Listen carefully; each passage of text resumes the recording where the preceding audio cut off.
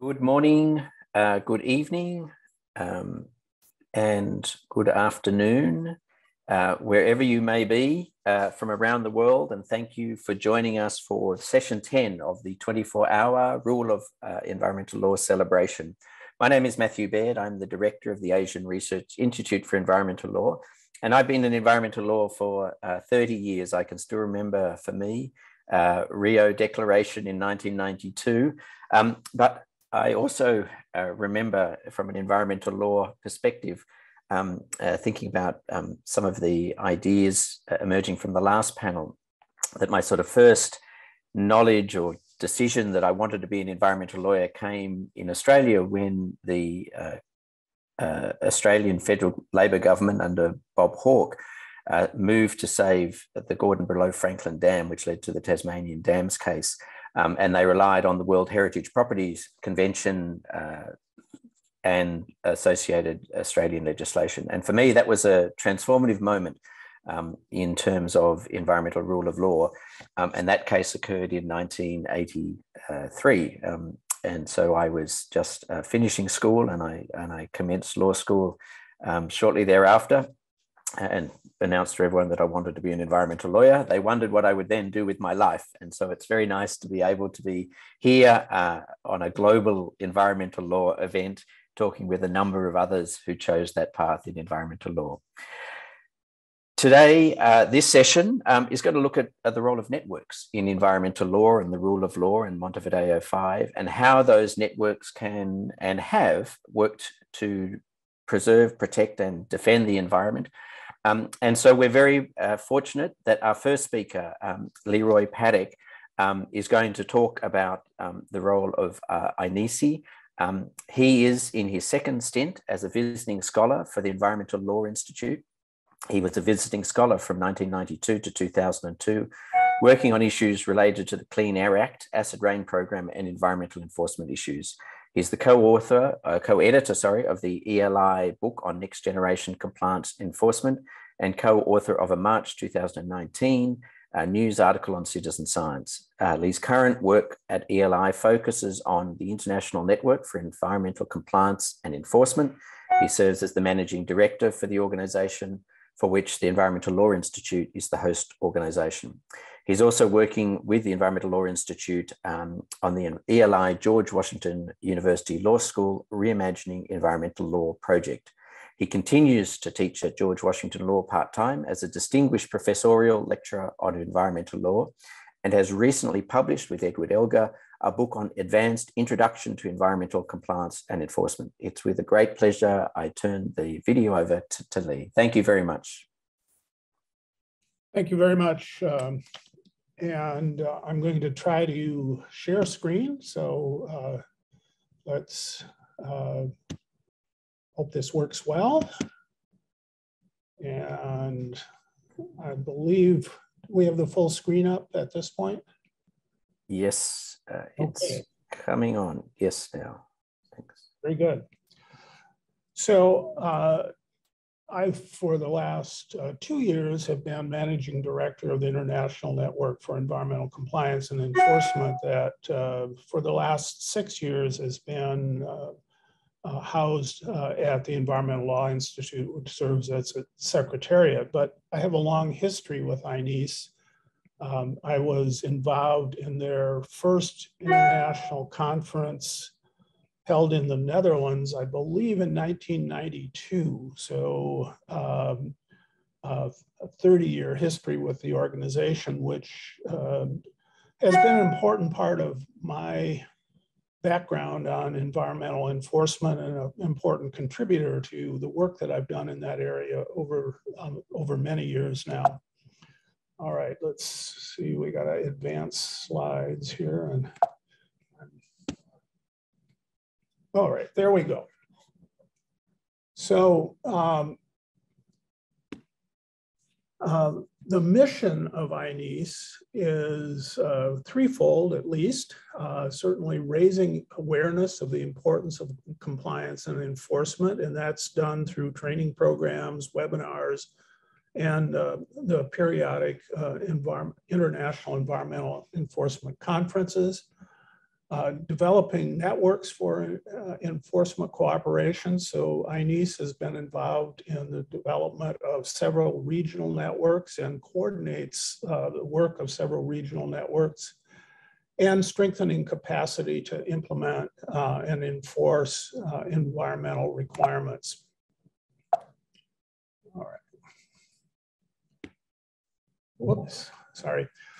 So a little bit about the history of INEAS. It was founded in 1989 and still, I believe, is the only global organization focused exclusively on achieving compliance with environmental law through effective compliance promotion and enforcement strategies. And that grows across the board, whether it's administrative, civil, criminal, or judicial enforcement.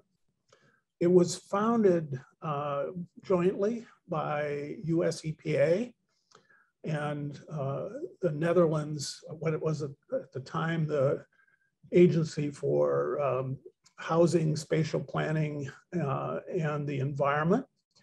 And for a long time, the two countries were the principal supporters of INEAS. Currently, US EPA is the principal funder for INEAS. Membership is broad. It's open to government compliance and enforcement agencies, to organizations interested in environmental compliance and enforcement, and those might be non-governmental organizations, environmental organizations, international organizations. We have been more recently focusing also on including academics whose work addresses environmental compliance and enforcement. So Cameron Hawley from Australia and Mark Unger from New York are co-chairs of our academic committee. Individuals can also be members of INEAS, and we have over 4,000 members from 120 countries at this point. So the work of INEAS in support of the environmental rule of law occurs in a number of areas, and I'll go into more details on these, but we do a monthly newsletter. We have a very active website, our support of regional networks, webinar-based capacity building, which we've been doing more and more of during the COVID era, some long-standing training courses, which are being revised, and the periodic international conferences. So this is just an example of our INEAS newsletter.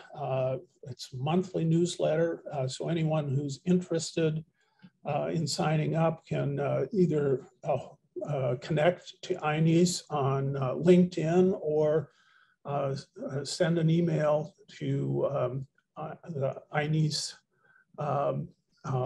at INEAS.org, or our research assistant, who is Margaret Badding. And so her email address is Badding, B-A-D-D-I-N-G, at eli.org. So we include in the newsletter a variety of announcements, news from our regional partners, some summaries of important enforcement actions. There are blogs and opinion pieces and correspondence from various regions, and we do some practitioner profiles. But the newsletter is a good way of staying in touch with the INEAS network around the world and kind of keeping up with some of the news on environmental compliance and enforcement.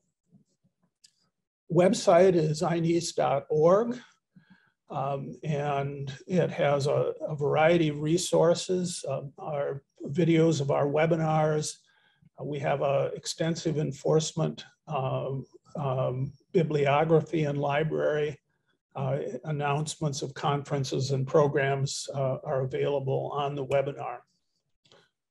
We work with a variety of regional networks. Among them are the East African Network for Environmental Compliance and Enforcement, which operates out of Nairobi. You'll hear from our Asian Environmental Compliance and Enforcement Network leader, Cho Choi, in one of the presentations this morning from Bangkok. We have America's network, Red Latinoamérica de Fiscalización y Cumplimiento Ambiental, or Red La FICA, is now out of Santiago. We work very closely with the Australasian Environmental Law Enforcement and Regulatory Network, or ALERT, from Australia. And more recently, we worked fairly closely with the European Prosecutors Network. Our webinar programs, as I mentioned, have been increasing. A little over a year ago, we did a 6-part series on citizen science and enforcement, and those should be available if you're interested in that area through the website or by contacting Margaret Badding, as I mentioned before, at badding@eli.org. In September, we expect to do another citizen science webinar focused on the advanced monitoring technology, what that technology is, how reliable it is, how it could be used, some of the quality issues associated with that. Last fall, we did a webinar, kind of an introductory webinar on environmental justice and enforcement. And in July, we expect to do a webinar focusing on the use of injunctive relief and the concepts of restorative justice as has been advanced in Australia in the last few years to benefit affected communities through the use of enforcement action and then the settlement of those enforcement actions. We just finished a webinar primarily focused on the Americas on data analytics and the use of artificial intelligence. And I'll mention the Data Analytics Committee a little bit later.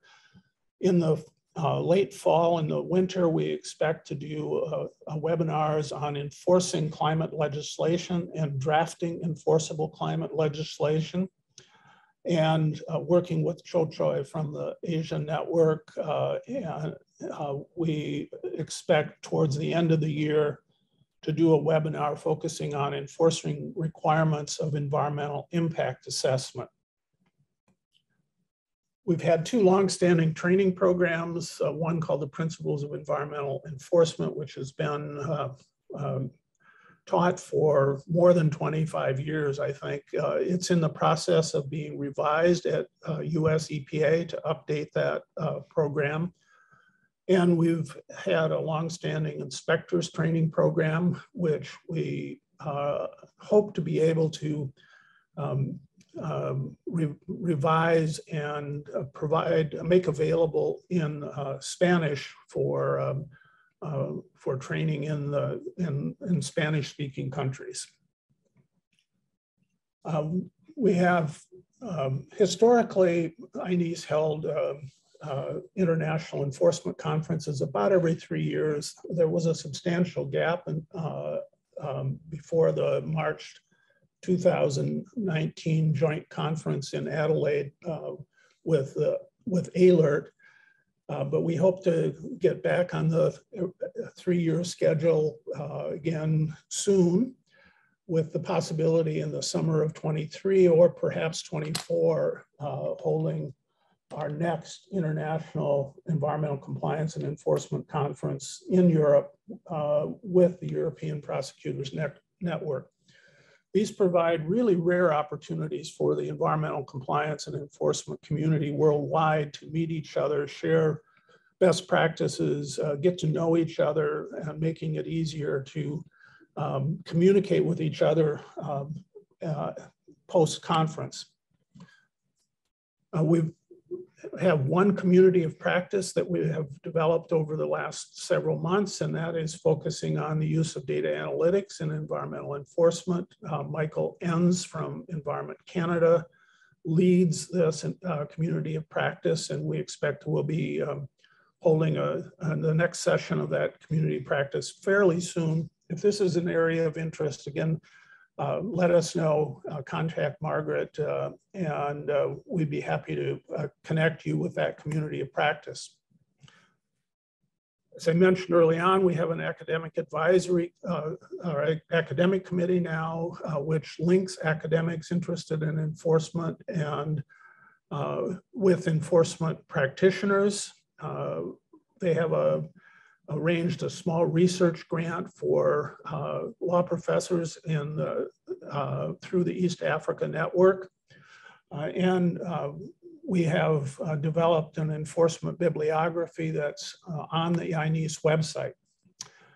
So that's the kind of a quick summary of what INEAS does and its role in supporting the rule of law worldwide. Thank you, and I look forward to answering any questions you might have. Thank you very much. Thank you very much, Lee. And yes, we've got some questions. I've already got a few interesting ones in terms of also thinking about the role of these networks post-pandemic, or how we've been able to strengthen these networks or not, as the case may be, during the pandemic. And we'll come to some really, because I think this is some really interesting discussions about, how we've changed things during the pandemic and whether, we can continue them on post-pandemic. I will now start to talk a little bit about some of the work indeed that the Asian Research Institute for Environmental Law has been involved. And one of the networks that we've recently established is the Asia Pacific Network for Environmental Law. And I'll put the link there that people can apply and join. And this sort of follows on from Lee's talk about, these more formal networks on environmental enforcement and compliance.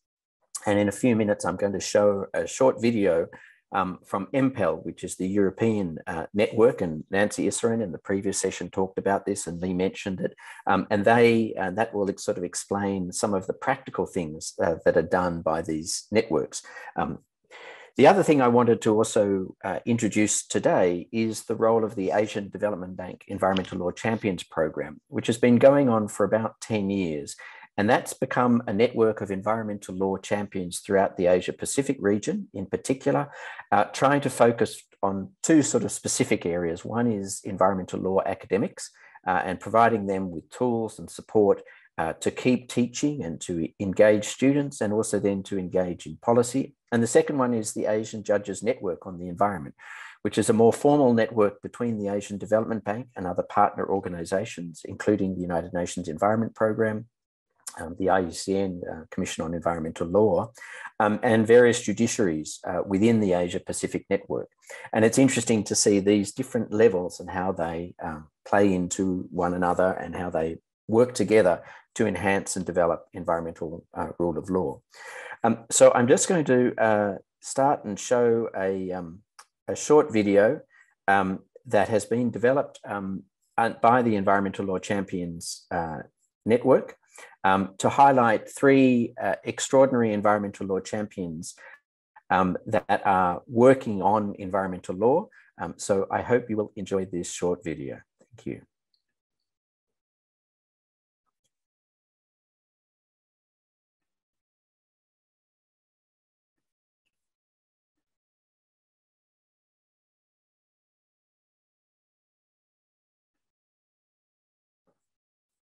Environmental law and human rights are closely intertwined. Often, fighting for one leads to fighting for that.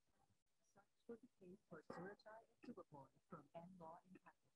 Surachai and Subapur were working for a human rights law firm when they were assigned an interesting case. Several dozen community activists had been protesting against the coal power plant.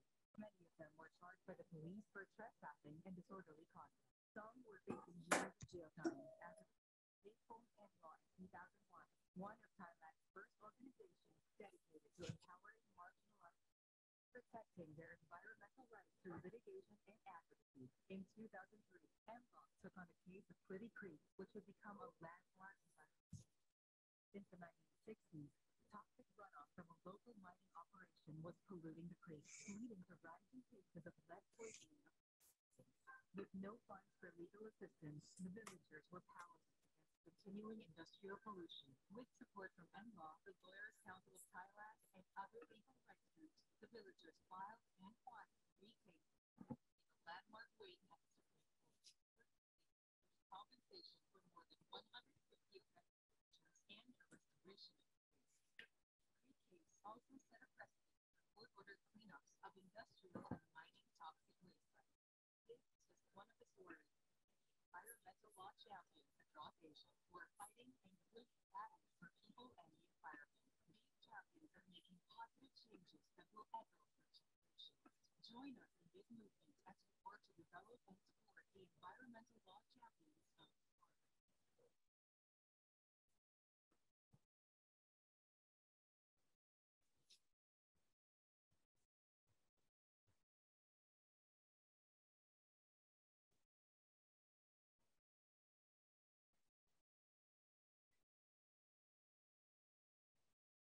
Bangladesh, Professor Nazrul Islam has been working for more than 2 decades to help create a generation of environmental law champions.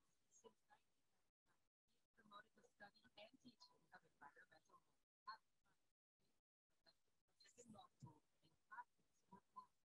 For over 20 years, Professor Nazrul used every opportunity to promote environmental law, writing newspaper articles, organized talks, publishing research, and giving training courses. His efforts inspire other experts to raise the awareness of environmental law all over the country. Today, environmental law is in many classes. Classes often coach the past.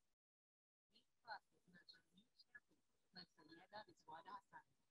Viswana joined the Bangladesh Environmental Lawyers Association, or BELA, in the early 1990s as a fresh graduate. She rose through the ranks and now leads BELA and its 60 environmental defenders who have filed and won several landmark cases. Among the most noteworthy cases was against Bangladesh's notorious ship-breaking industry. Ship-breaking companies purchase decommissioned ships and use unskilled workers, some of them children, to break up and salvage the ships by hand.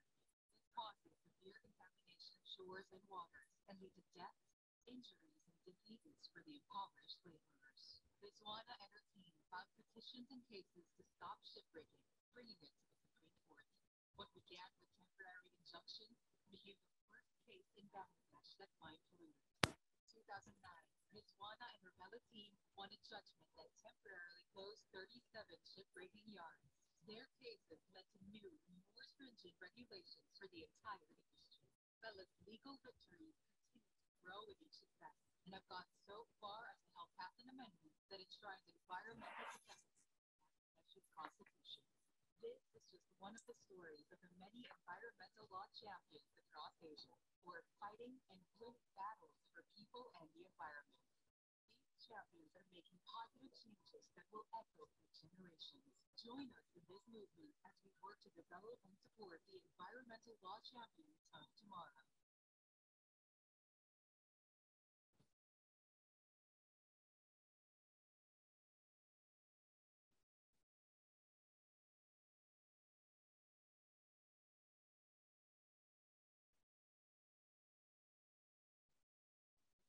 In the Philippines, a longtime environmental champion, Professor Jerty Mayo Anda, has been working tirelessly for decades to defend people and environmental policy. In 1990, Jerty founded the Environmental now one of the Philippines' most active NGOs that helps communities uphold their constitutional right to a healthy environment. Anda and Jerty work together with civil society groups to educate indigenous people and local communities to protect their sources of clean water and running water. Strategic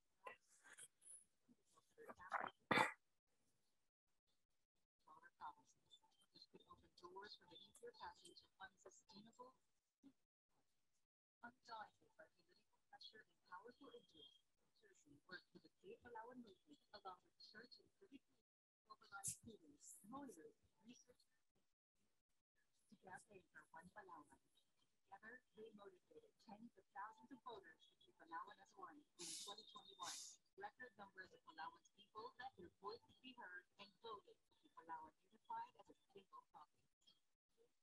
One of the stories of the many environmental law champions across Asia who are fighting and winning battles for people and the environment. These champions are making positive changes that will echo for generations. Join us in this movement as we work to develop and support the environmental law champions of tomorrow.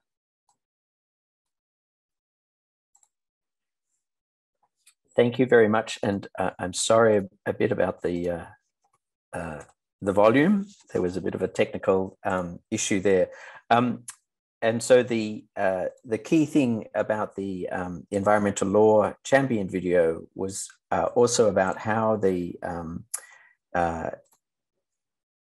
environmental law teachers have come together, working with activists, developing all the particular processes, strategies, both as environmental activists and as environmental lawyers, and as environmental academics, coming together to develop and work on particular projects. The next, and I put in the chat box, the teachenvironmentalllaw.asia website. I'd encourage you, there's a whole range of videos, of webinars, and some other forms of opportunities there in terms of courses and programs that can be used and accessed that have been developed over the last 8 years by the Asian Development Bank in consultation with their environmental law champions. The next thing I'd like to do is I've got a video as well about the Impel and the work that is done in Europe for the network there on enforcement of environmental laws.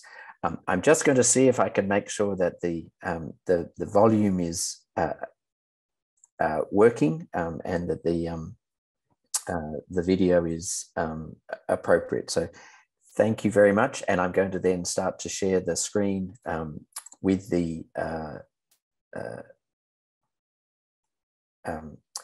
to ensure that the volume is all optimized. So I hope this works. And please, if you can turn up your volumes, I want to introduce the Impel network, and then I will be able to play a video about the network. It's the implementation and enforcement of environmental law as an international non-profit association with the environmental authorities of the European member states. It has 55 members from 35 countries, so it includes a range of organizations, including enforcement organizations and investigation organizations. So I'm going to now share with you a video that explains some of the work that they've been doing over the last few years in terms of environmental waste enforcement.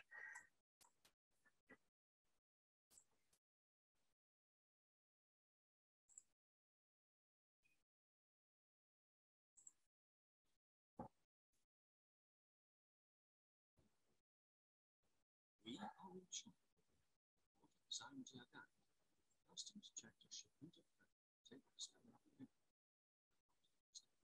qualify this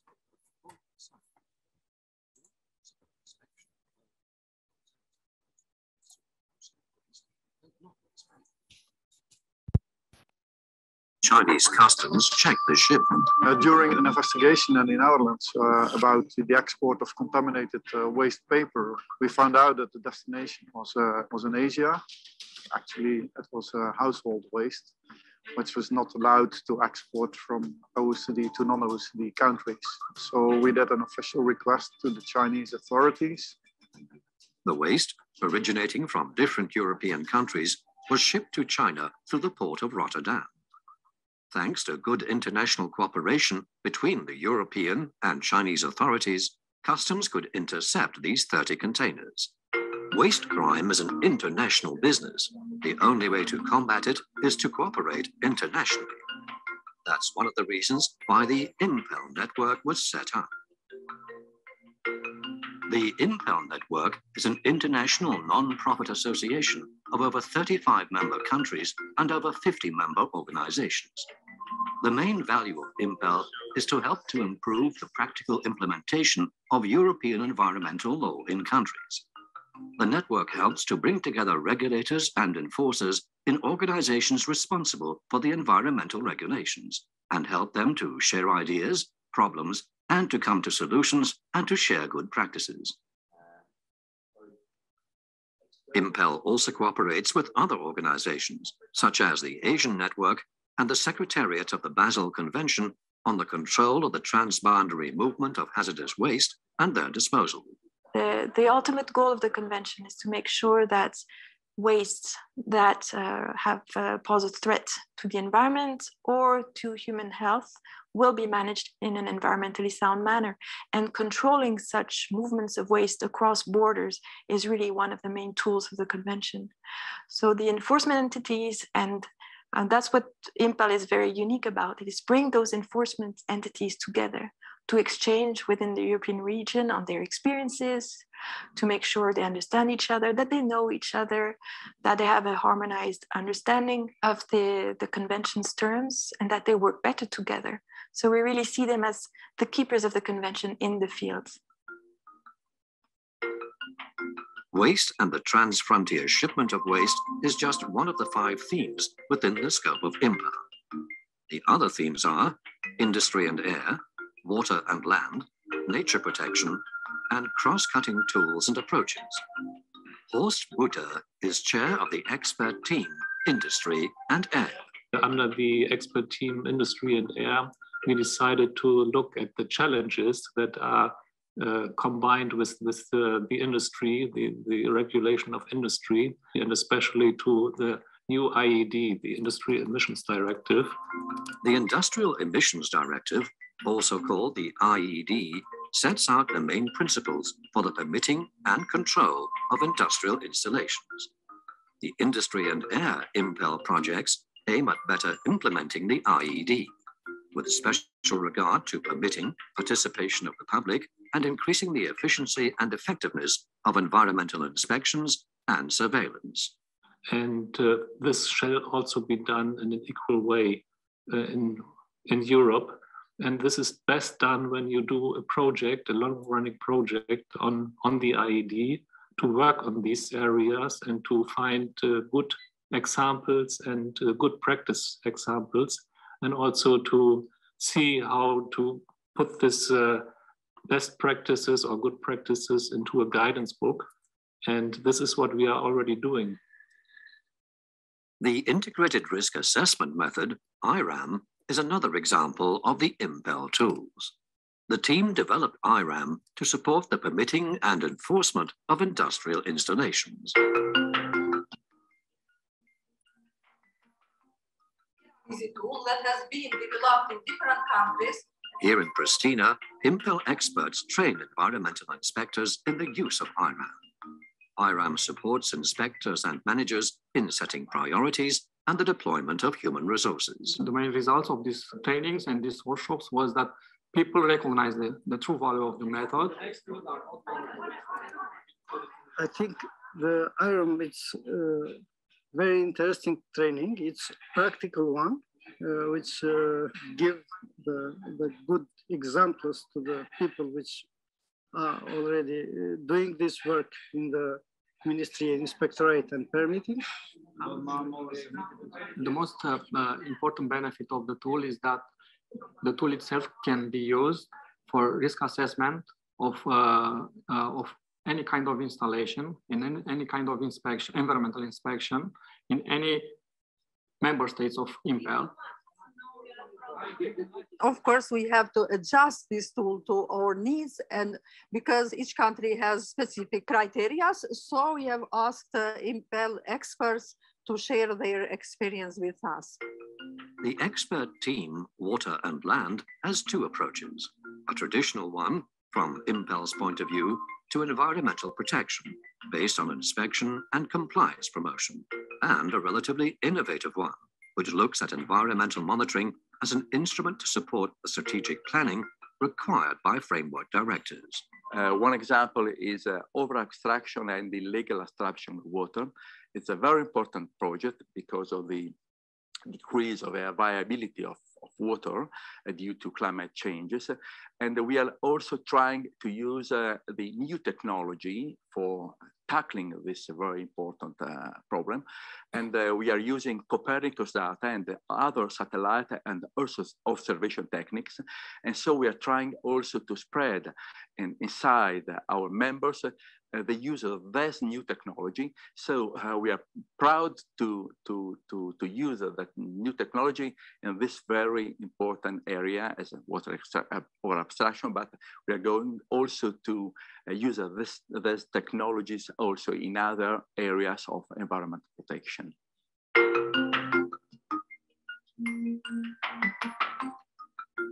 The expert team on nature conservation is going to work on 3 activities. The first one is a peer review.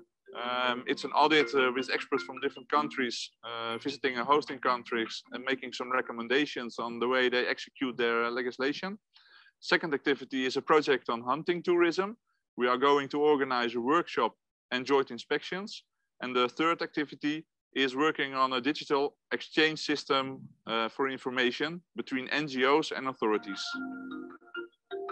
We are exchanging information on crime cases. This is very beneficial because it shows the importance also for Impel to work on, for instance, illegal killing of birds. For instance, in Cyprus, it was told that more than 2 million of birds are illegally killed just for consuming. Hunters from one of the European countries came to Romania and shot illegally thousands of birds. So it emphasizes the importance on working on hunting tourism. Our experience is that it's very important to collaborate with NGOs. NGOs have a lot of knowledge and also have a lot of eyes and ears in the field. The fifth theme is cross-cutting tools and approaches. But what exactly does cross-cutting mean? Impel's cross-cutting expert team deals with cross-cutting issues that cover environmental regulations that are not thematically specific, so not water or air or waste. They cover things like Environmental Liabilities Directive, Environmental Impact Assessment, but it also covers tools and approaches, so not just legislation, things like how we inspect or how we permit, what sort of enforcement tools we use. It looks at new technology and emerging areas that we can apply across all regulations and all regulators, so not just environmental agencies, but also inspectorates and permitting authorities as well. One of Cross-Cutting Expert Team's most important projects, has been running for a long number of years now, is the Impel Review Initiative. This is where a team of experts from different regulatory agencies and different countries goes to help look at a host agency to see how well they are implementing legislation so that we can share good practice around the Impel community, and also what we call opportunities for development. So how can the host organization develop themselves? Impel works in a range of different ways, but overall, the main aim is to help and support countries to get compliance perhaps more quickly than they would have done just by working on their own in isolation in their own countries. By sharing experiences, the people get better benefits, helping people implement this legislation, which is very, very important for the environment across Europe. Our ambitions for the future involve providing even more support for the practitioners in doing their daily jobs by building strategic relationships with key partner organizations, understanding the implementation challenges our members face, supporting capacity building, establishing a knowledge and innovation center, fostering coordinated enforcement actions, creating a feedback loop on new and existing EU environmental law.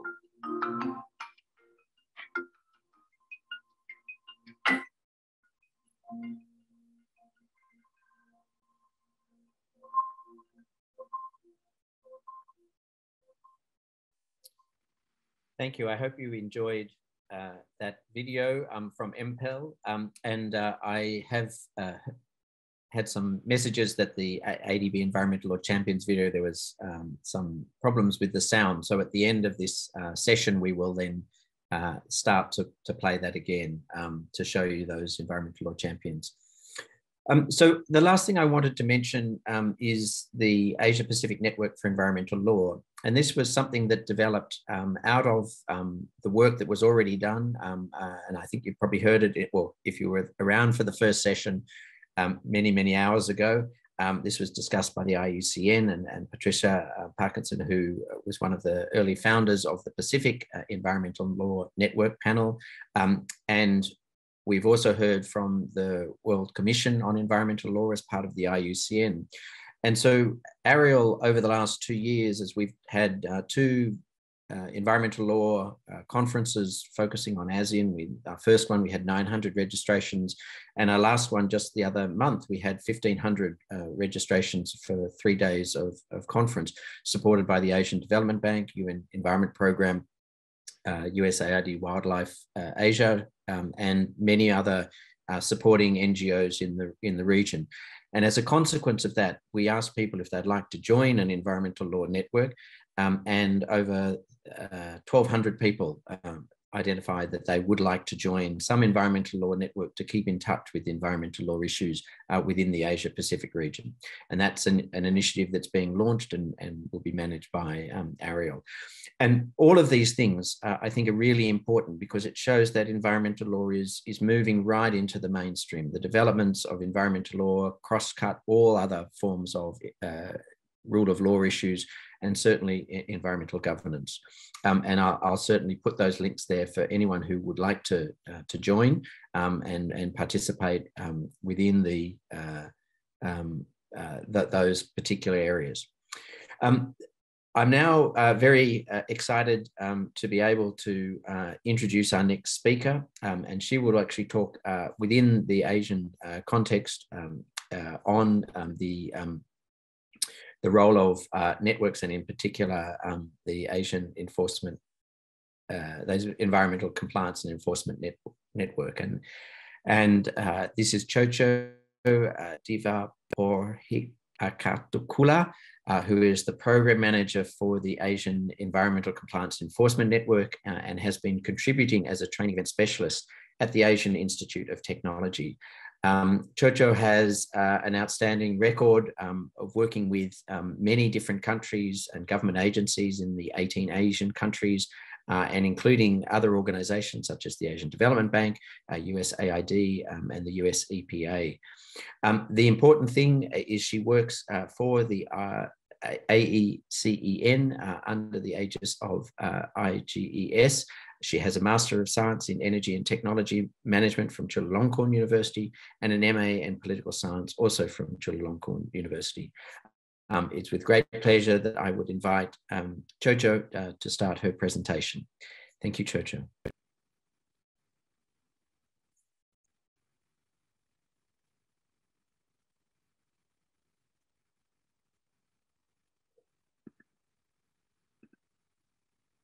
Sorry about that.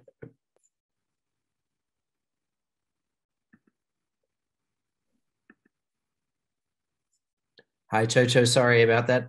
Welcome to the webinar, and I'm turning over the spotlight to you and please for your presentation. Thank you. Okay, thank you.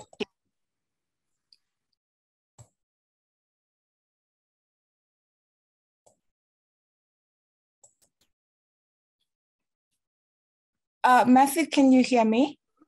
I can hear you, yes. Yes.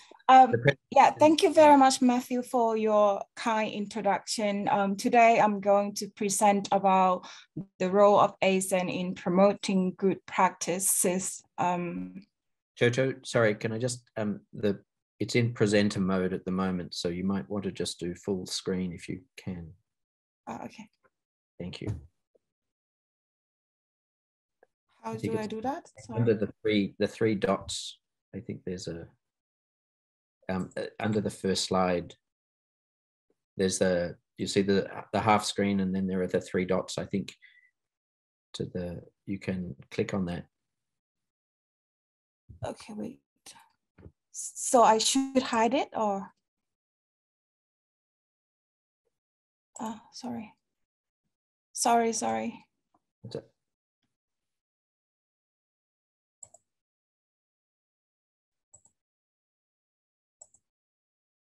Is it the same?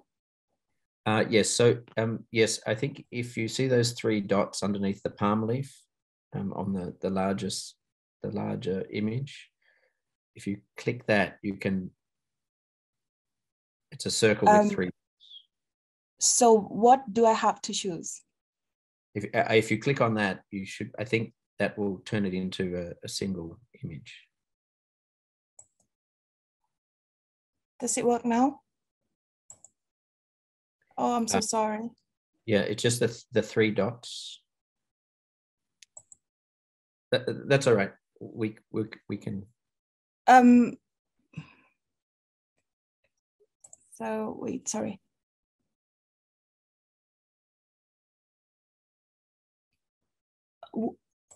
I got the 3 dot, but what do I have to do? I think you just have to click it into the full screen mode. Otherwise, you can just present as it is. That's fine. Axel, okay. Hide presenter view, I think, is the.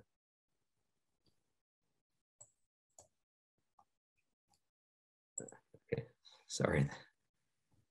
Is that okay now? No, sorry. But just restart the presentation and continue there. Sorry about that. Sorry. I'm so sorry. It's okay. Can you still see that? No. Oh, Matthew, maybe Jay can start first.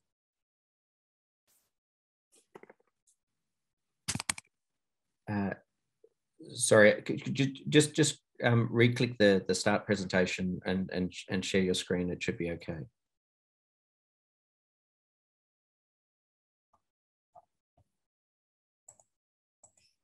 Oh my God.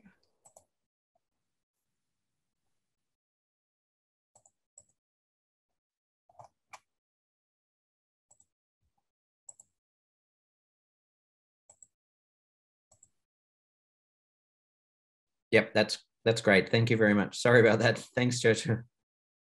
I'm sorry. Sorry. No, all good. Thank you. Yeah, so I will start my presentation about the ASEAN background and then EIA activities that we have been doing, environmental compliance work, knowledge management, and then we'll end with the conclusion.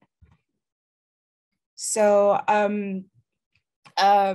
recently, the regional representative from the Asia Pacific decided the 5 key environmental issues in the region were climate change, biodiversity loss, fresh water quality and quantity, pollution and waste, environmental governance.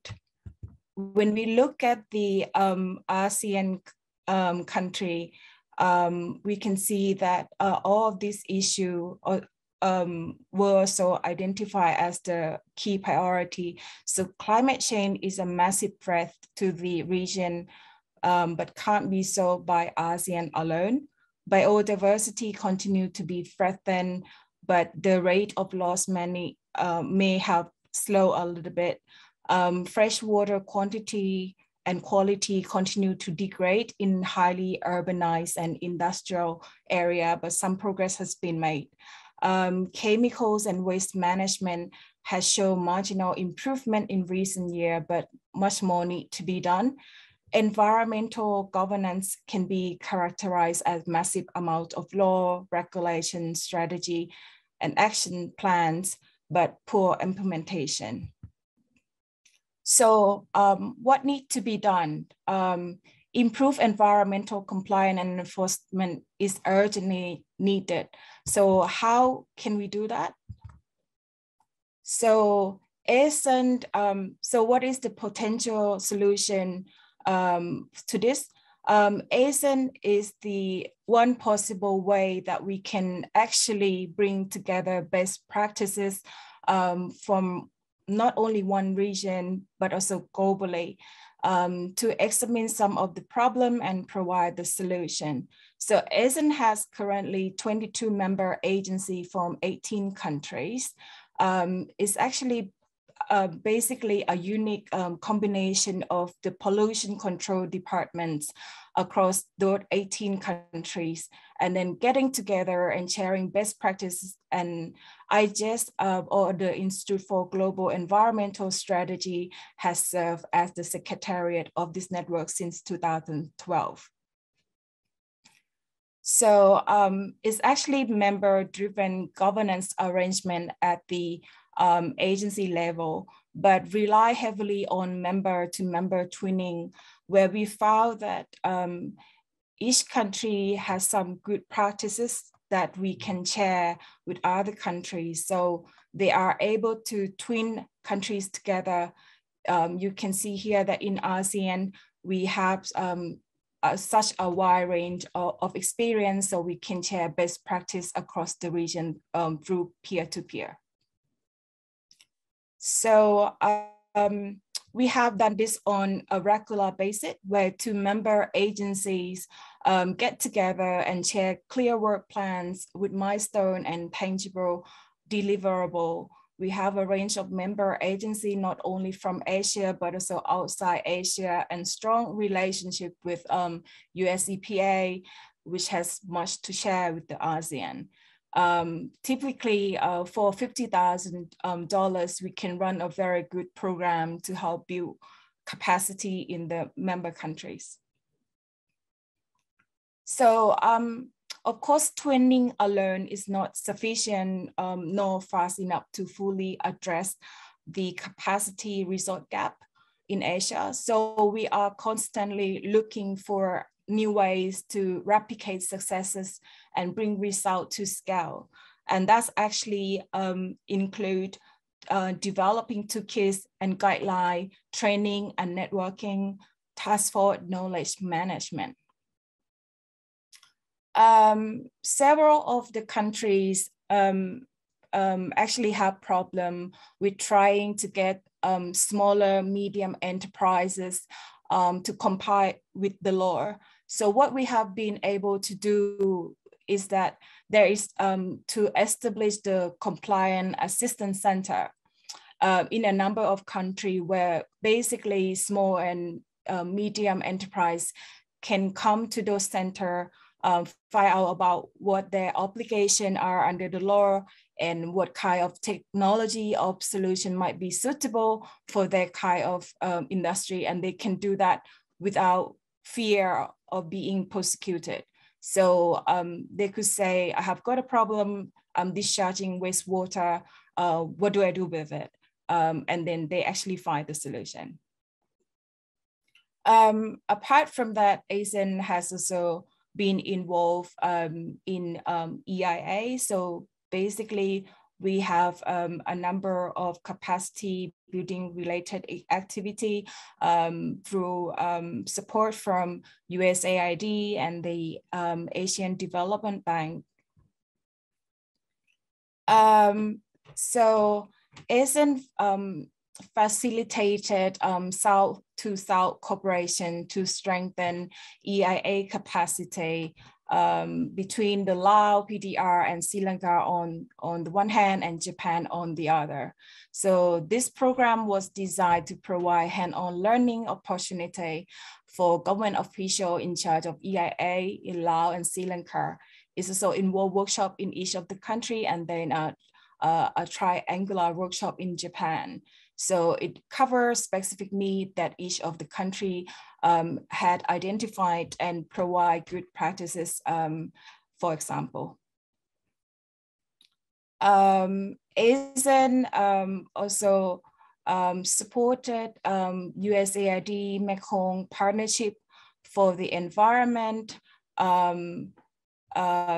to assist with the development of the regional guidelines on public participation in EIA in the Mekong region. So basically, this also helps to establish the regional technical working group on EIA in the Mekong as well. Apart from that, we have been involved in many EIA activities. We organize a number of webinars that on different topics as well in the past and until now. So we also funded, we also have got funded from the Ministry of the Environment, Japan, on EIA implementation in 6 selected Asian countries, namely Cambodia, Indonesia, Korea, Myanmar, Thailand, and Vietnam, and 3 regional workshops in Japan and Bangkok. So these are our, so we have a number of activity on EIA. So I'm going to go very fast. So following the success of the outcome of the Asia EIA conference in 2016, we also conducted several research on EIA, and then we also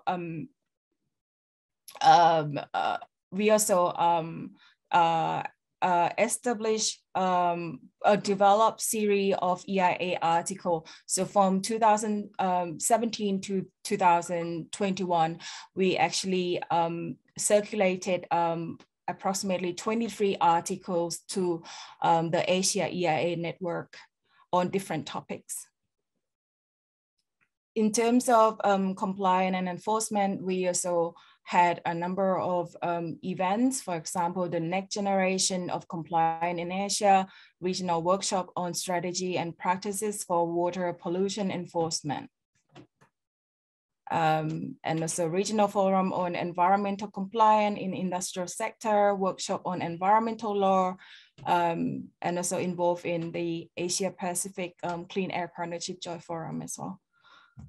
Apart from that, we support the International Environmental Partnership Grant with the support from INES and USCPA. We actually help to help them to conduct environmental governance training program between Environmental Protection Administration in Taiwan and also Ministry of Natural Resources and Environment of Vietnam. We also involved in the Asia Pacific Clean Air Partnership Joint Forum, where we actually co-host working together against air pollution, partnership and cooperation.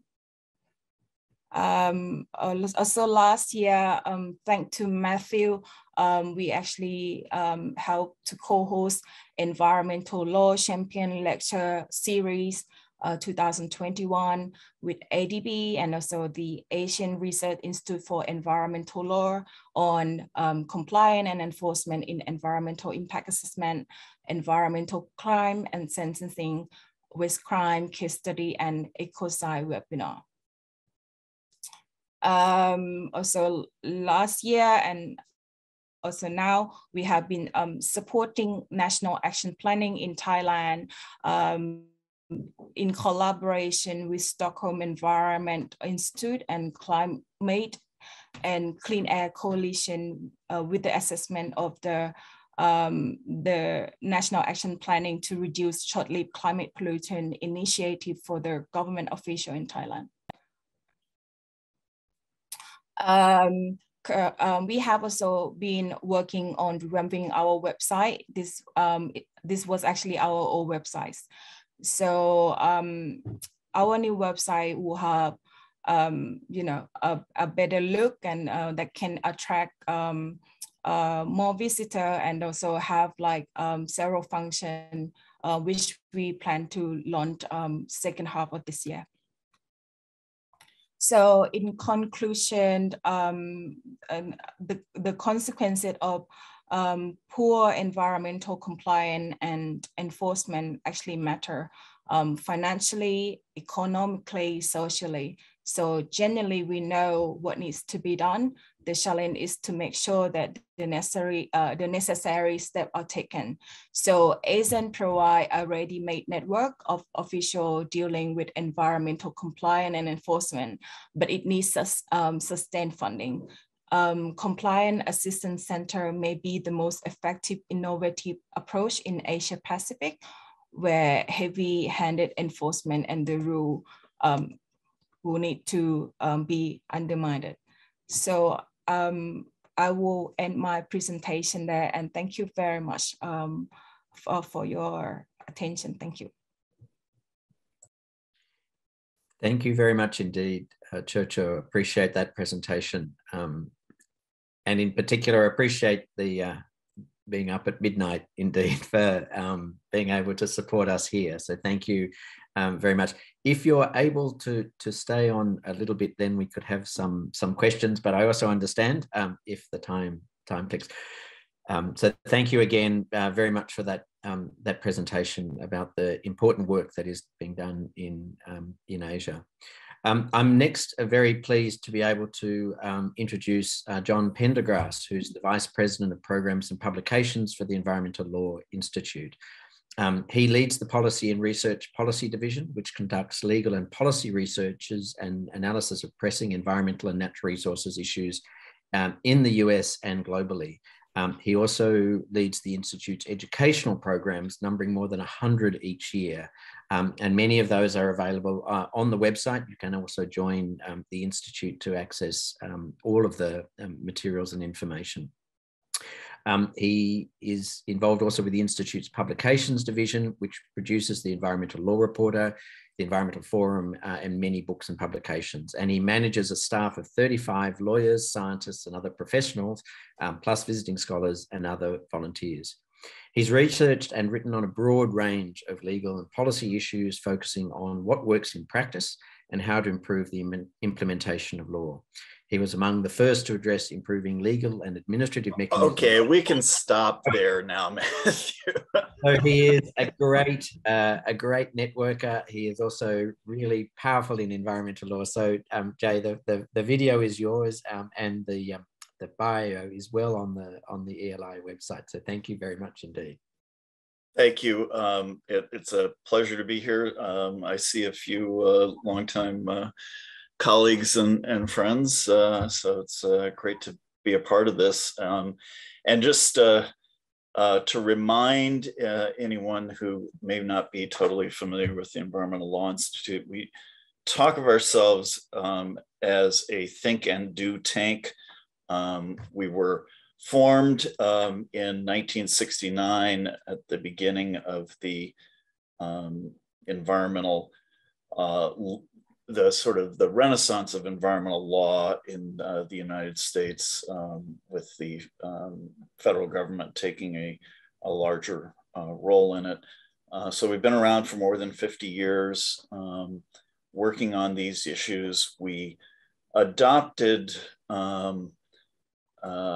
environmental rule of law as a focus, having tried to discuss governance and various other things and never being getting much resonance with a broad public on any of the ways that we tried to talk about it. But the, as Matthew said in my bio, the focus that ELI has long had is on what works and improving what works. So the implementation doesn't mean that we don't sometimes work on improving the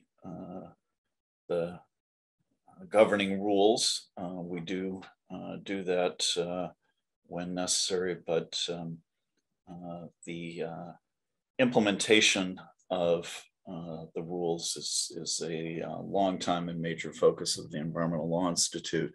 And so that gets to the main topic that I'm going to talk about.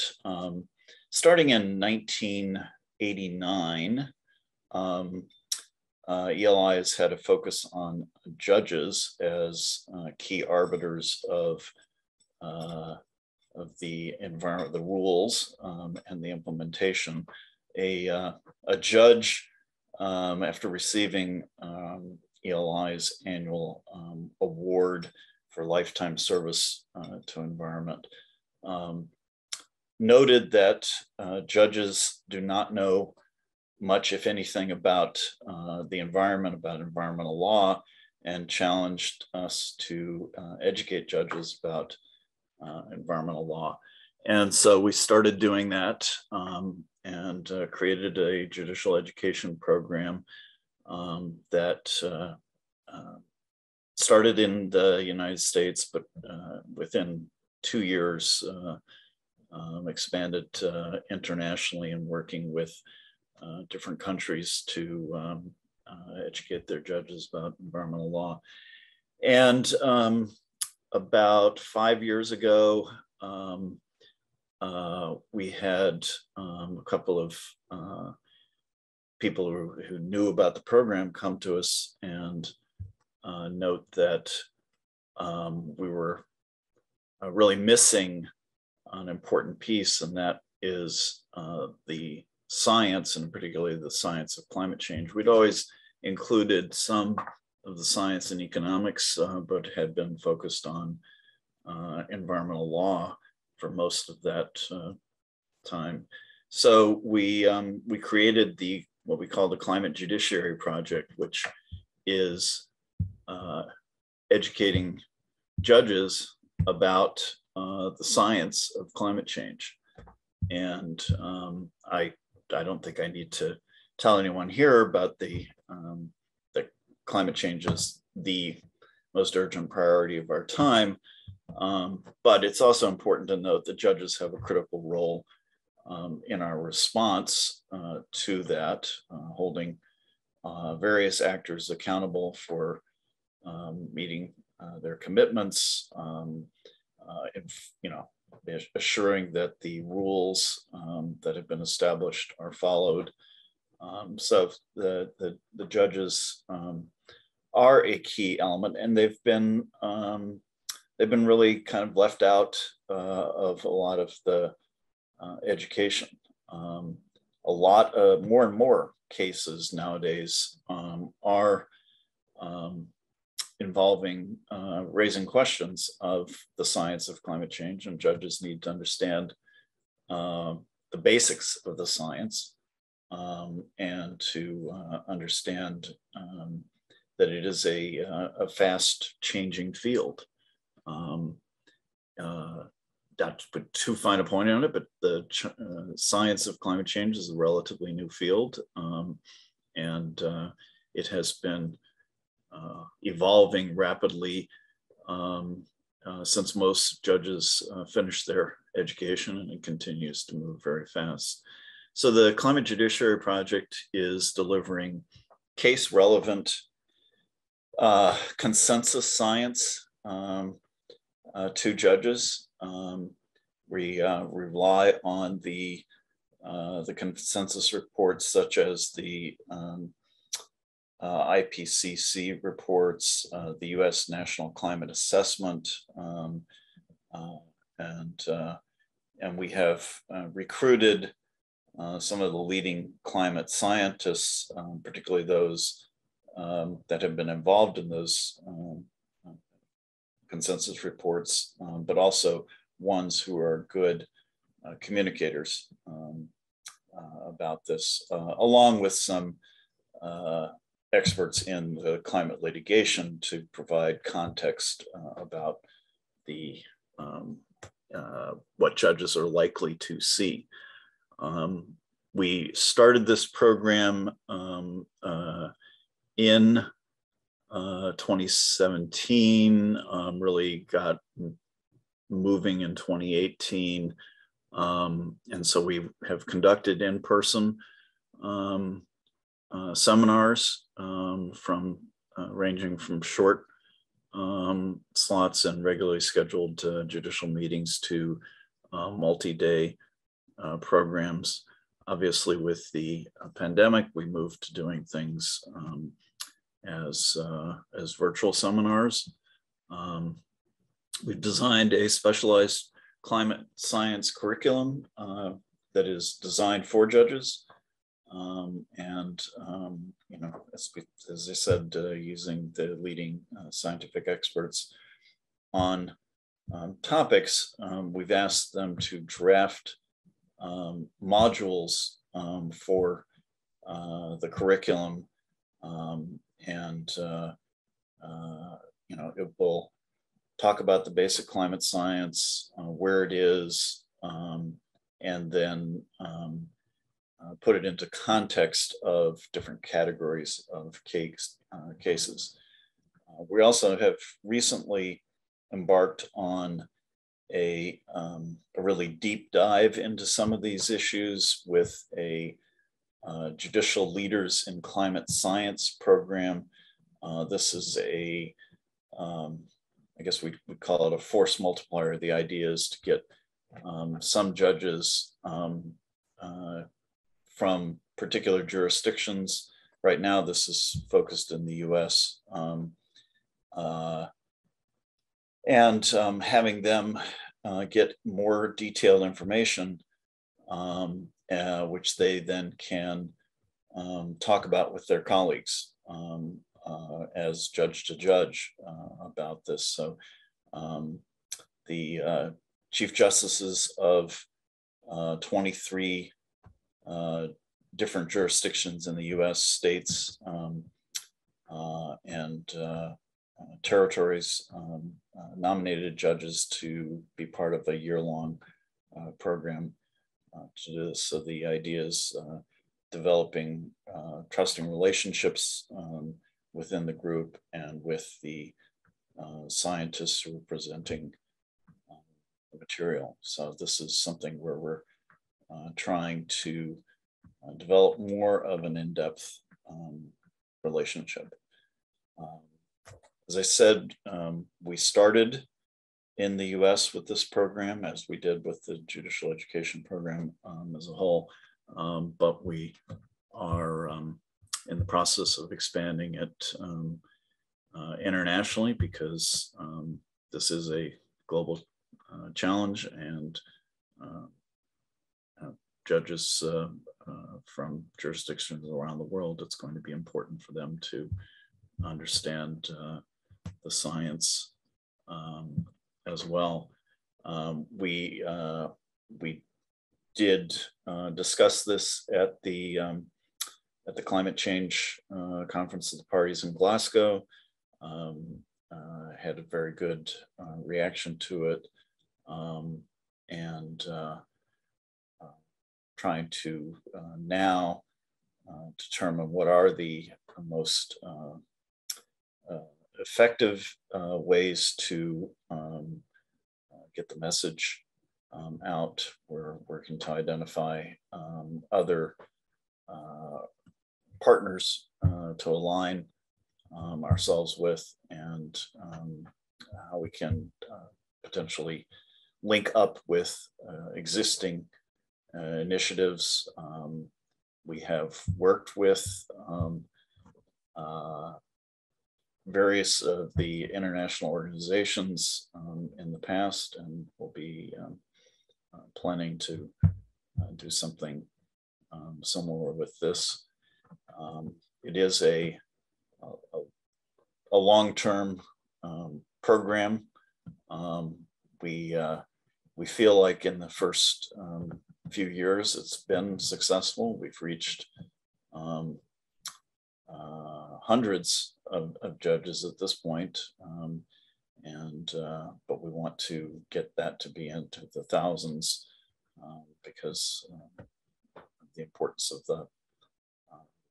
the effort to assuring that we have effective rule of law on climate change. That's really what I wanted to talk about. So I am certainly open to questions at the appropriate time. Thank you very much, indeed, Jay. And if I could ask Chocho and Lee to also turn on their videos, so we could perhaps have a bit more of a panel discussion on some of these issues about networks. So Lee, would you like to?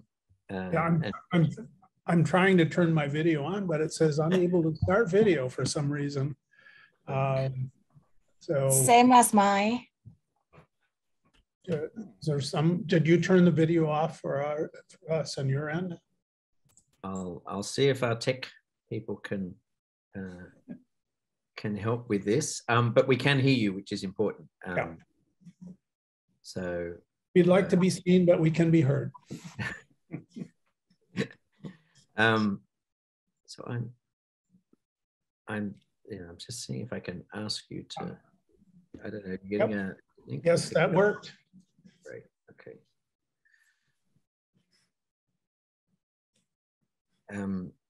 Yay.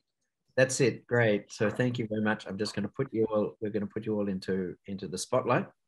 And so look, Lee, I really wanted to, and also Chocho and Jay, in terms of, emerging now after 2 and a bit years of pandemic-induced Zoom calls, Microsoft Teams and others.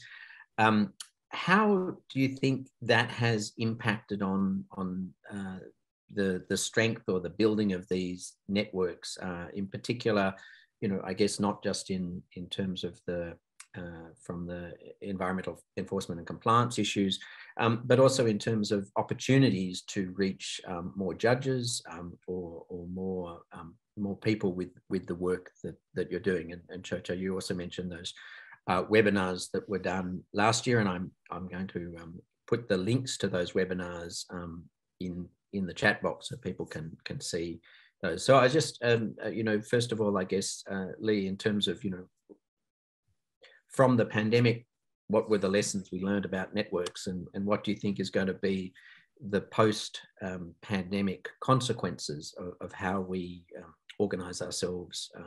Will we keep using Zooms? Will we keep using this, or will we go back into trying to meet in person?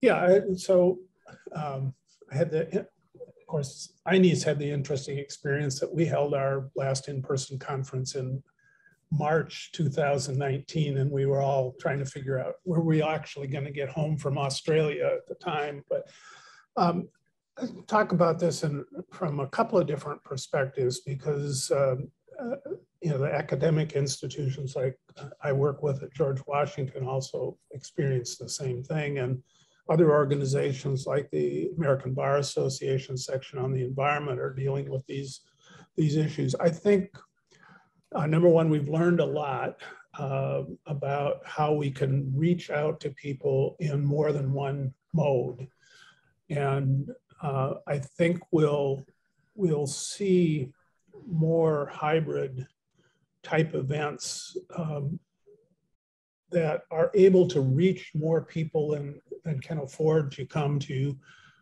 in-person conferences. Basically had been excluded before, whether it's travel costs or time availability. So I think we gained some valuable perspective that we can learn a lot in the Zoom setting.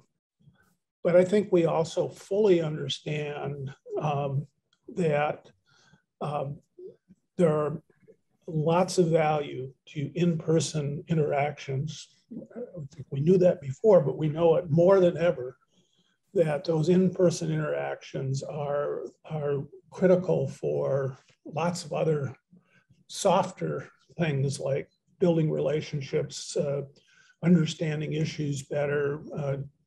So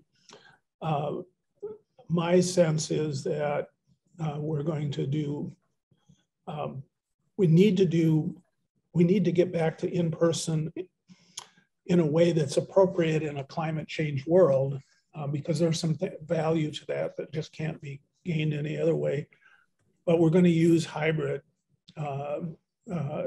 to reach more people, to limit some of the travel climate impacts.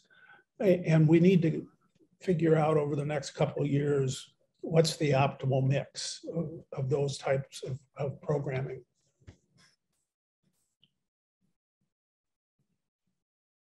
Chocho and Jay, I mean, in terms of those ideas of using or reaching out to your professional members and judges who can sometimes be challenged by technology. Chocho, you want to go? Okay. So I guess for ASEN, we have an issue about funding arrangement for quite some time now. which I really don't understand, because many countries in the world actually complain about poor, compliance and enforcement, but we have very limited budget in implementing activities when it's come to this area. So I guess this is something that ASEAN is the most important for ASEAN right now, to actually be able to effectively implement project activities and all that. But having said that, we try to do some activity following the COVID situation by, for example, we, as I said, we have circulated 23 series, 23 articles in different series, or co-hosted webinars, and tries to do as much as we can. But I think, I think we can do a lot more if we have sustainable budget to operate the network. Yeah, thank you. I want to build on what Lee was talking about. I think absolutely try to continue with doing both the virtual and in-person events. One of the things that ELI learned was that it's really difficult to do longer virtual programs.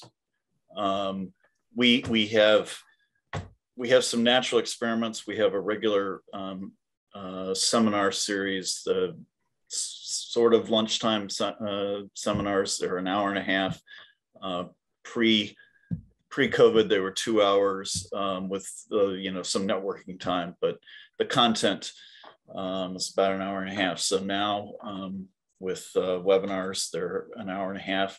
We get really excellent participation. People get engaged, but that's kind of the easy time limit. We do some that are 3 and 4 hours, and that's a fatigue limit, it seems, for a virtual event. We have participated in some of the international events. The IUCN conference last year was in person but had virtual. I can say that I've done week-long events in the past in person, and I think the energy you get from the networking and the seeing people or being there rejuvenates you every day or something. It's much more possible to do that, but very difficult to do it over the hybrid kind of thing. We're doing a training program for judges in Colombia on illegal logging in the Amazon. And so for it was intended, it was started pre-COVID. So it was intended to be a traditional kind of thing where we would be doing programs in the provinces where the affected judges were. We couldn't do that for the first 2 years.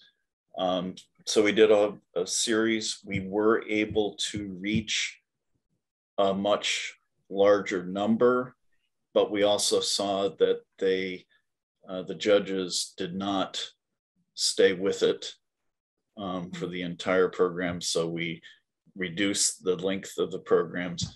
And then we held our first in-person ones last month, and much greater enthusiasm, much greater, participation throughout the whole thing. But you do have, the trade-off with the virtual is, we could get 100 judges to participate and at least get some of it, but there was a large drop-off.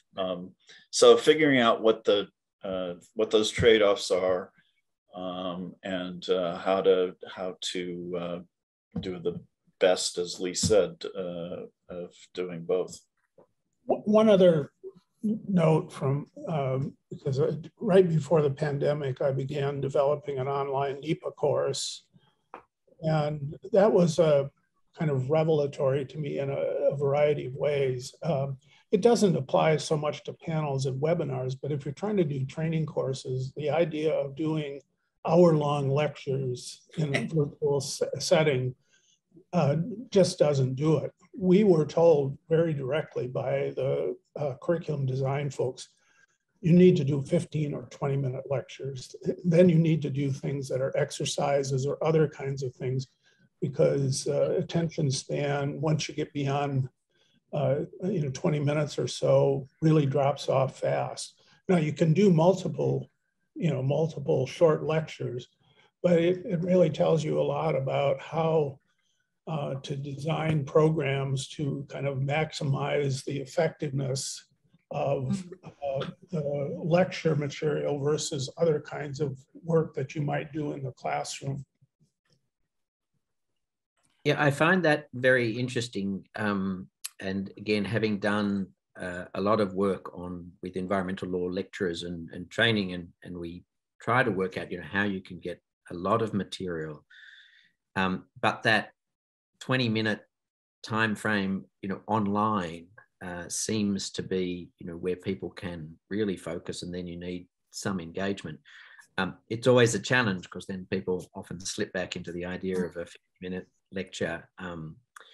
I sort of think, does this mean, and I picking up that point about hybrids, hybrid events are obviously more expensive in some respects because you have to have the tech team and people checking on.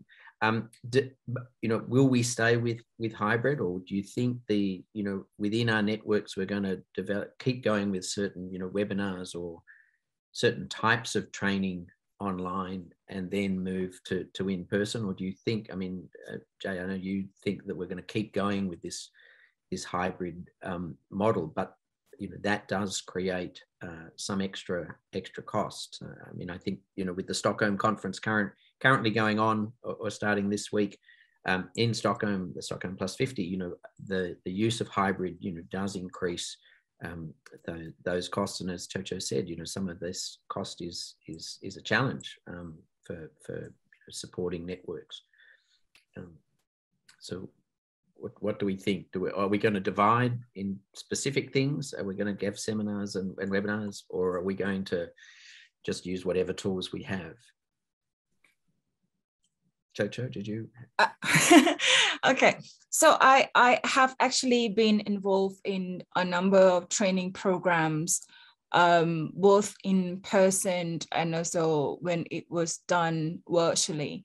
So I often got complaints from participants that, when you do that online, then they don't prefer that at all. They would prefer in person because that would be like more effective. It's more like engaging. But I guess COVID has changed that thing, right? So we just have to adjust a little bit. But then I think after the COVID, people still, I'm not sure about other region, but I assume that in Asian region, then they still prefer, to meet in person rather than, like the hybrid one, I guess. Yeah. And I think we're going to have more complicated planning processes because we're probably going to have to consider all three options. So some will be solely in person, and I've recently been at a conference where they said, you must be in person. There isn't going to be any hybrid because we want people there. I think in some cases where it's large enough and affordable, doing things hybrid with live sessions and broadcast sessions is, sort of option 2. And then option 3 is just virtual. And I think we are going to continue to do significantly more virtual programming to reach more people. So it complicates the planning process, but the plus is we have now clear options that we didn't really understand at all 2 years ago. And I would say just on the network side, the move to having Zoom and Teams and those tools and people getting rapidly familiar with them has really helped. We have had, I think, much better ability to engage people that are in our networks, you know, maybe with the meetings that are relatively small with 20 or 25 people with a shared purpose. We've been able to have more interaction and, you know, the ability to see people, and, you know, it's not the same, but if I can have a network where I've got people across a couple of continents, that's turned out to be pretty good for the networking. It's worked well for INEAS and for our interaction with ASIN and some of the other regional networks. So I think that part is been very positive. I want to reinforce that a little bit. I mean, we have a 15 or 18 member leadership group for INEAS, and the ability to either do Zoom calls with our regional network folks or with our leadership team where we wouldn't have met in person anyway. Those calls really are much more engaging than a simple telephone call. So Zoom and Teams have made a big difference in the ability to have leadership groups meet with each other where they wouldn't have otherwise been in person.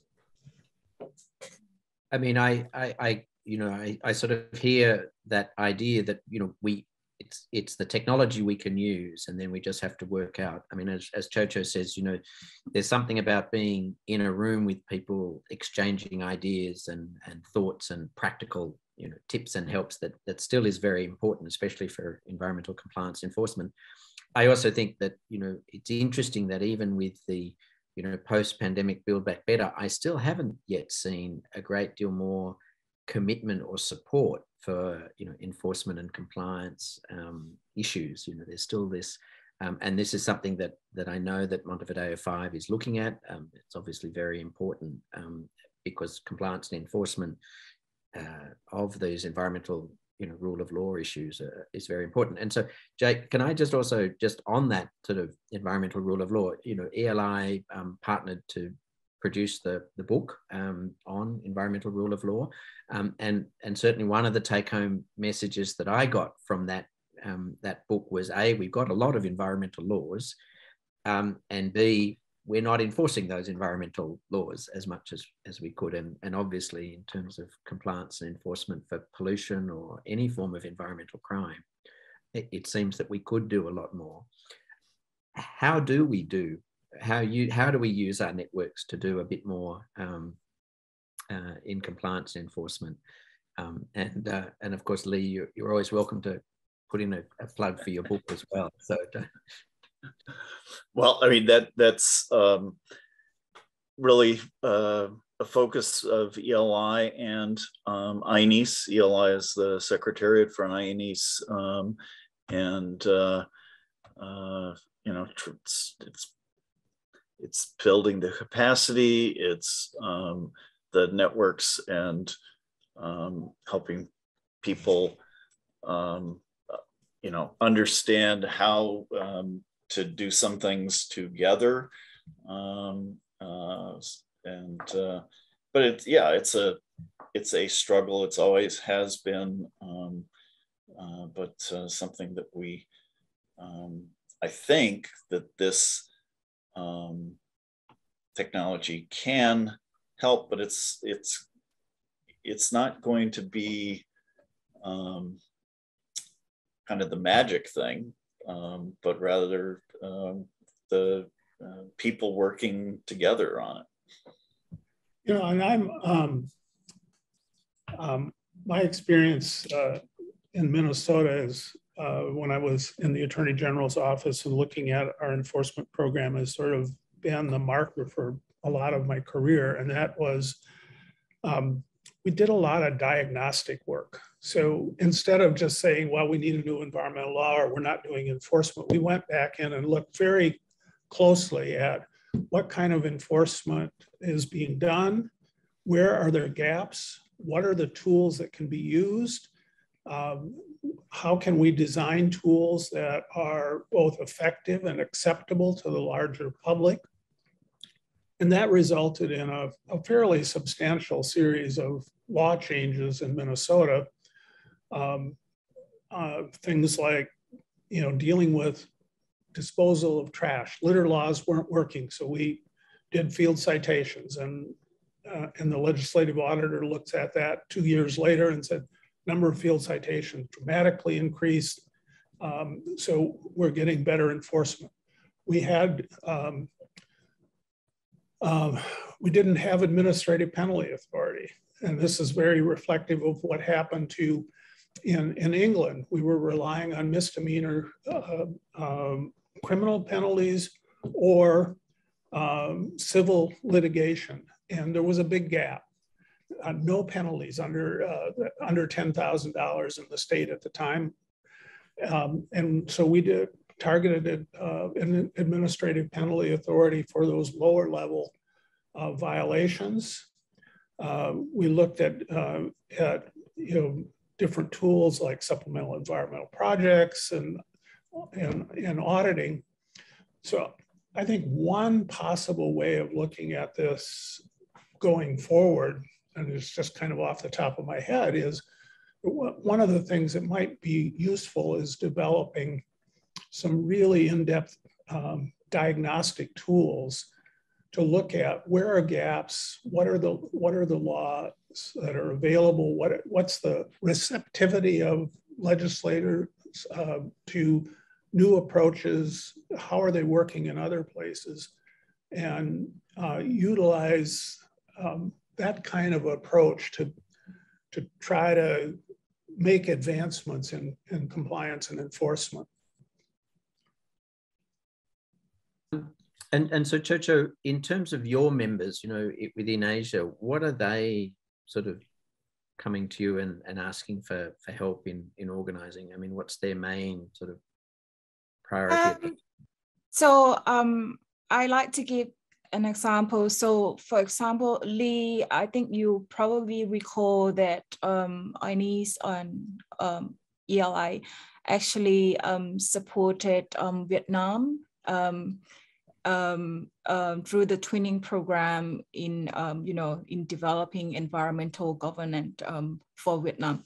So and then we got some product during that twinning program, but then there was no continuity,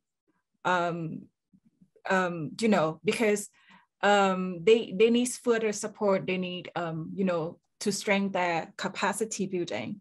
But then the issue has been that we don't have enough funding to do that. So basically, I have been reached out to other possible donors and all that. But then there have always been, some related issue that it can't go further. So I guess this is something that we have been facing. On a number of occasions, I would receive requests from our member countries that, they would like to do this thing.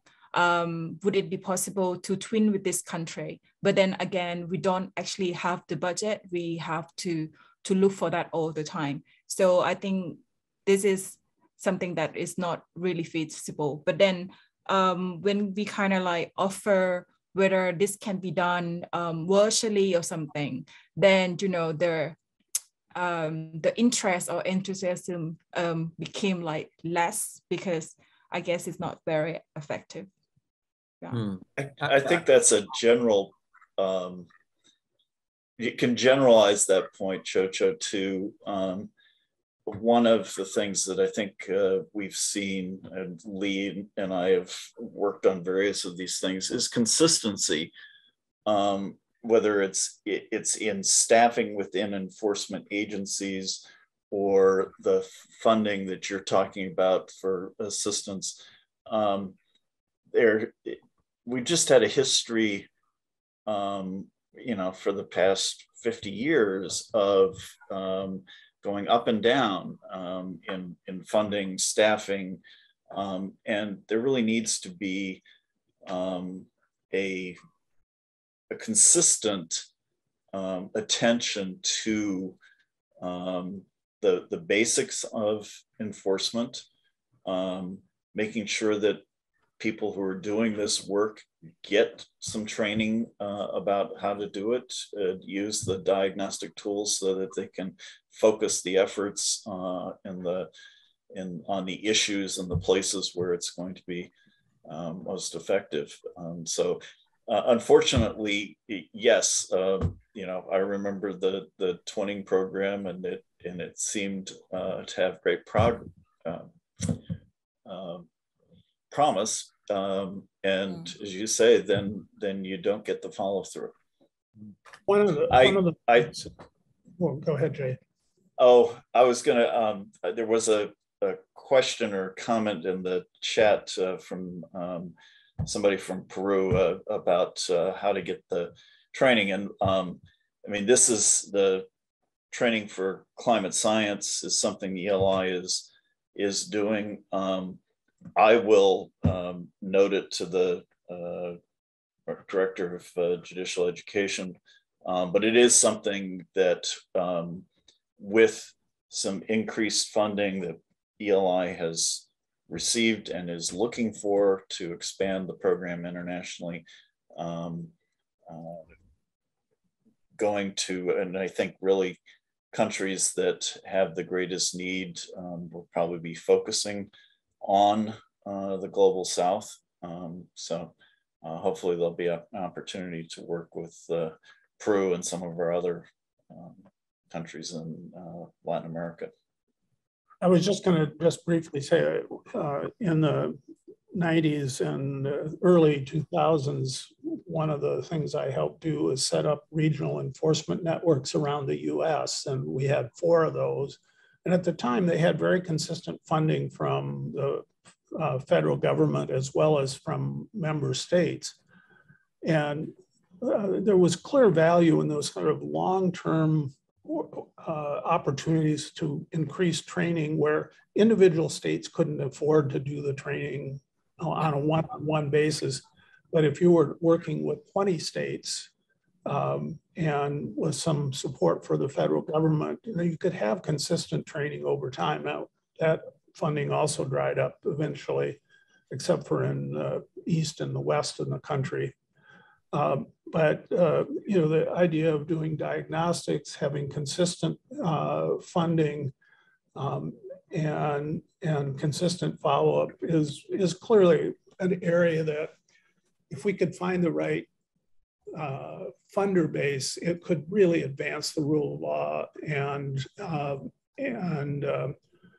implementation of environmental law over the next decade or more. And I think, this follows on from the next question by Abdullahi Muhammad, who talks about, and online about, that next generation of shaping policymakers, very, very relevant to judges who are often there for long-term, if not lifetime appointments. But he also raises, there is also the question that's raised about, networks within Islamic countries, and obviously using, I think a lot of the training courses that we develop with a Western bias, have a common law approach, such as Australia or America, or a codified law for like Latin America and many Asian countries. I've yet to see sort of an integration within those training modules of cultural or religious practices in terms of the way that particular cultures or religions respond to environmental law and environmental jurisprudence. I remember a very important work that was done, I think, 30 years ago by the IUCN on Islam and the environment that identified, how important the environment was for Islam. And we have this discussion in Thailand often within the Buddhist countries about the role of, ecological views, which are often disconnected in some respects from the policy and legal framework. So, I mean, just in terms of closing, do we think that that's something also that we could explore within these judicial programs, not only for climate scientists, but how we relate judges or regulators to that intrinsic value and intrinsic conception of the environment in a cultural and religious perspective? Finishing a session with that question may be a bit of a challenge, but no, it's an important, it's a very important point, and we have thought about that and have as part of the advisors to that program and some of the programs that we've done in the past, some judges who work in Islamic countries, and making the point that there's more to it than the codified law, and how do we do that? We haven't had developed a program that is specific to that, but we can't forget the importance of it. Yeah, and my own perspective is that law is a critical element of sustainability, but you can't get there by law itself. You have to have cultural values and economics all driving things in the right direction. And it's important to remember that there's also, even in the U.S., a long cultural tradition, whether it's Thoreau or Sand County Almanac or Rachel Carson or others that kind of drive the cultural and aspects of our law. I do think that for INES, it would be interesting to develop a network of Islamic countries. Now there are some in the existing networks, but not in the Middle East. If there's interest in thinking about how we develop a network that can take that into account, I certainly would be interesting to talk to folks about that. That sounds great. Chocho, would you like to? And in particular, I mean, I always think of some of the discussions we have about the sustainability economy of the late King Rama IX in Thailand, who, sufficiency economy as an underlying principle in Thailand.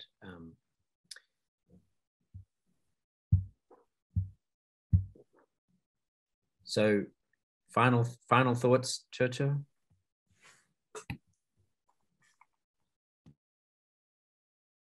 So you're still on mute. Sorry. I guess for ASEAN related work, I feel that it's very interesting that when you try to do some research and then you have found so many papers or like even countries in ASEAN are very active in terms of developing paper on the environmental governance and a lot of agreement and resolution and aspirations. But what does that mean in practice? I don't think it means much. And then I guess when you talk about capacity development earlier, then I recall that there was a program that US EPA and ASEAN actually support Vietnam some time ago, and actually that program actually helped to train the trainer on environmental protection. And then it was interesting for me to learn that when I follow up with them, they still use that kind of approach.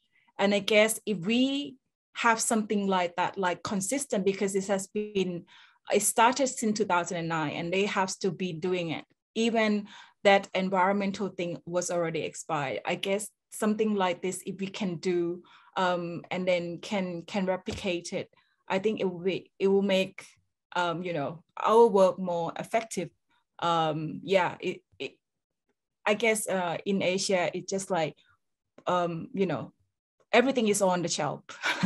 So poor implementation. So we need to change this. We need to strengthen their capacity, either by online or in person. I guess that's what we have to do.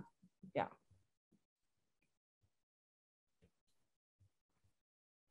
You are muted. The classic problem we face.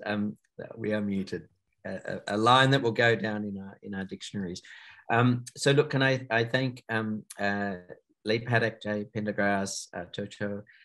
Thank you so much for participating, and Chocho in particular for I think it's 1 a.m. now in Bangkok. Your commitment is great. Thank you for all our attendees and our panelists. It's been a great opportunity, and I think very much, the exciting thing is that the role of networks, I think we've hopefully shown, is vital.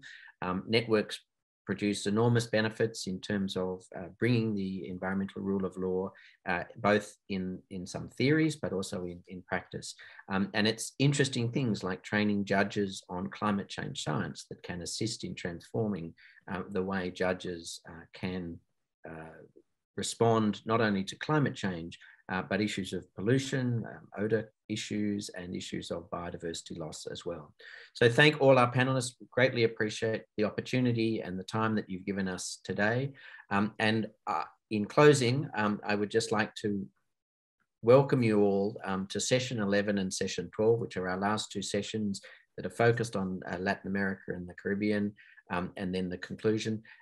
As I go out of this session, we will replay the ADB Environmental Law Champions, the stories of three amazing champions out of many, and hopefully the video will work. But thank you very much, Chocho, Lee, Jay. Thank you very much for your time today. So goodbye and all the best.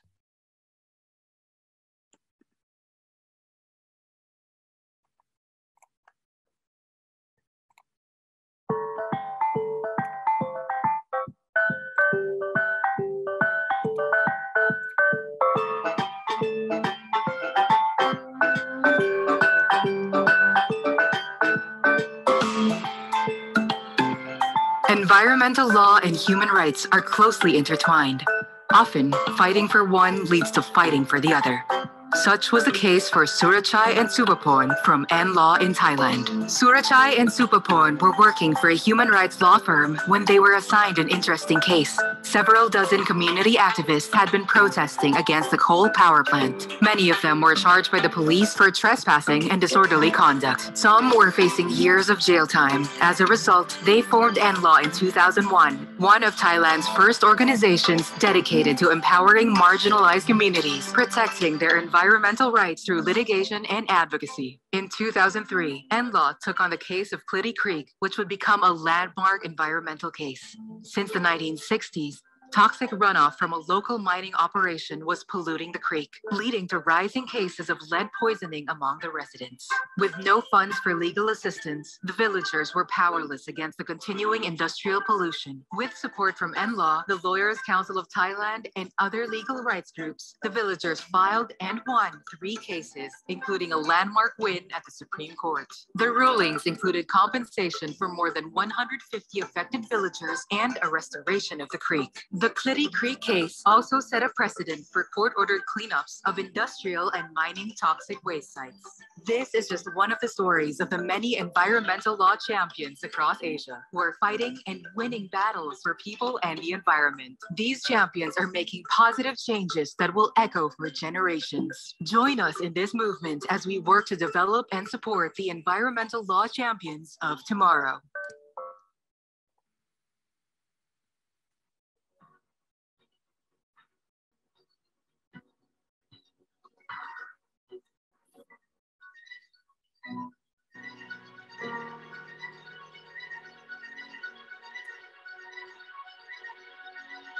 In Bangladesh, Professor Nazrul Islam has been working for more than 2 decades to help create a new generation of environmental law champions. Since 1999, he has promoted the study and teaching of environmental law. At the time, this was an elective subject in law schools and classes were poorly attended. For over 20 years, Professor Nazrul used every opportunity to promote environmental law, writing newspaper articles, giving televised talks, publishing research, and giving training courses. His efforts inspired other educators, and together, they raised the awareness of environmental law all over the country.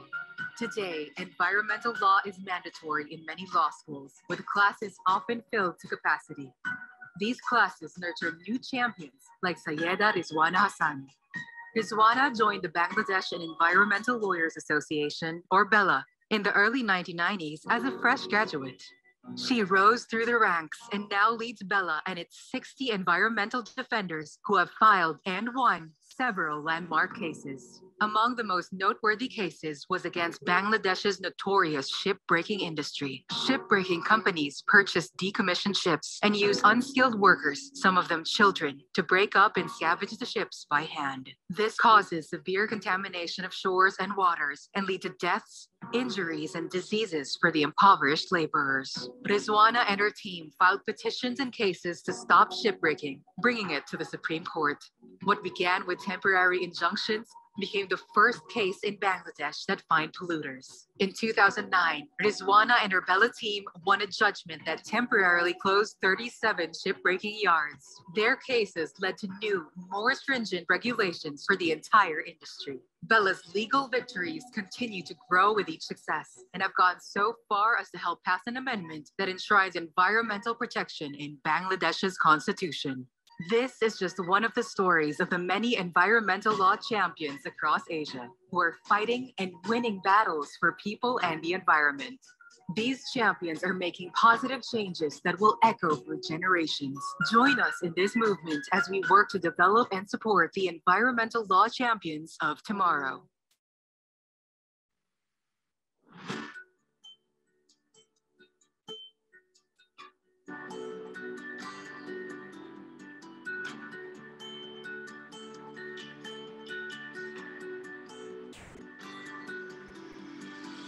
In the Philippines, a longtime environmental champion, Professor Jerthy Mayo Anda, has been working tirelessly for decades to defend the people and environment of Palawan. In 1990, Jerthy founded the Environmental Legal Assistance Center, now one of the Philippines' most active NGOs that helps communities uphold their constitutional rights to a healthy environment. Elak and Jerthy work together with civil society groups to educate indigenous people and local communities to protect their sources of food, water, and livelihoods.